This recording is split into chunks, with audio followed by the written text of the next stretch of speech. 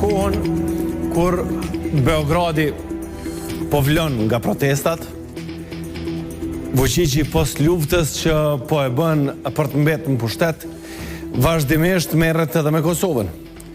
Së fundmi, organet e sigurisë, burime ndërkombëtare të kësaj natyre, duket se e kanë kap një audioincizim ku dëgjohet duke fol Aleksandar Vučić dhe ish-nën kryetari i Graçanicës Srdjan Popović.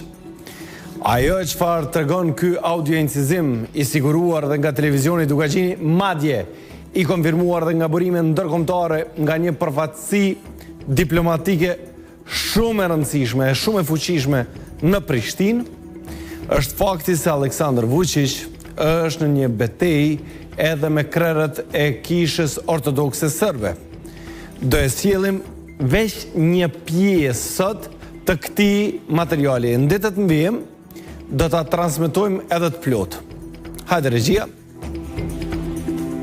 Nemoj da misliš da će bilo šta da bude loše za Gračanicu, nego što ja ne volim da pričam. Ja uvijek volim da govorim nešto lošije, nikada ništa neću da pričam ulepšano, a ovima koji napadaju svoju državu, Teodosija, Save Janjića i ostalima, ne jebe majku javno samo zato što sam predsjednik države, inače bih to već 30 puta uradio.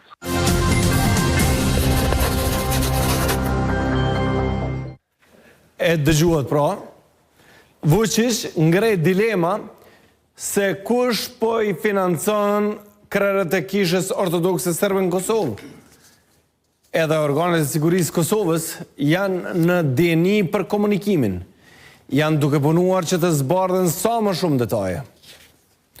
Por tash do të bisedojmë për mundësinë që të rrezikojmë edhe nga diçka tjetër, edhe nga një palë zgjedhje.